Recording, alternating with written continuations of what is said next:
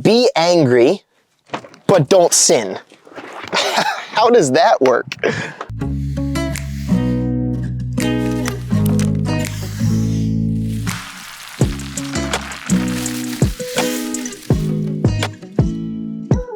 So the verse of the day today is be angry and do not sin. Meditate within your heart on your bed and be still. Selah.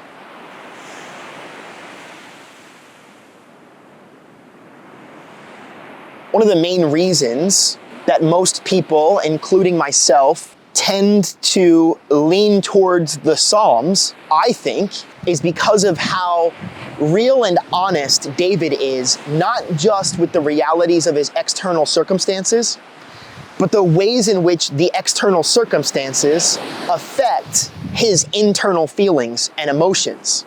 And rarely does David allow his feelings and emotions to compel or lead him to conclusions inside of the external, but he also is not ignorant to them, nor does he try to hide how he is feeling.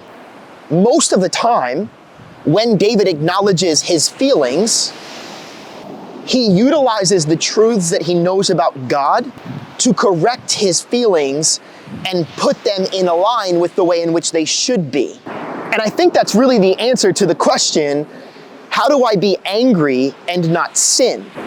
Even Paul, later on when he's talking to the Corinthian church, says, do not let the sun go down on your anger. If you get angry sometimes, welcome to the club. We are being conformed to the image of Christ. That means that every area of us is still a work in progress.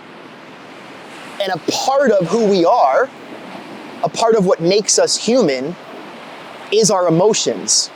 And so even the ways in which we feel about things are a part of the places in which God is sanctifying us. And I think that what this verse does is it invites us in to be a part of the process of sanctifying an emotion, namely the emotion of anger here. Because living in a fallen world, still plagued by sin, kingdom here but not yet fully here, we are bound to get angry.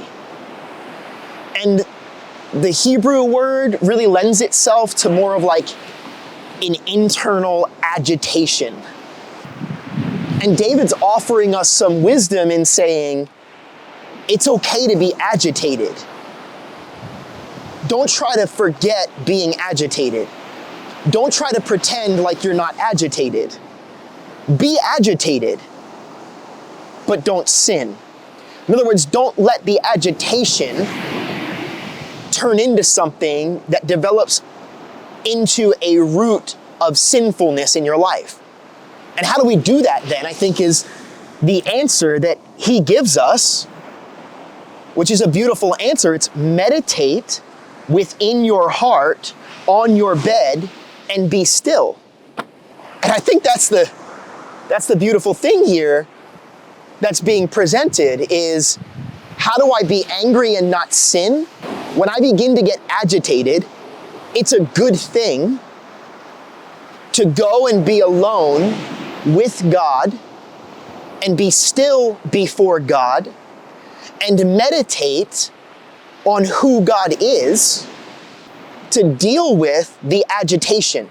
Almost feel agitated, realize you're going to get agitated, but when you begin to get agitated, go somewhere quiet, be still, ponder the agitation, ponder the situation that's gotten you to the place of being agitated, and let God deal with it so that it doesn't grow into habits of sinfulness.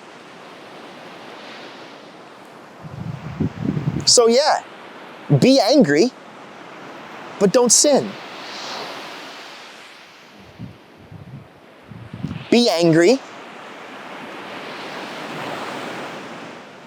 and let God work righteousness.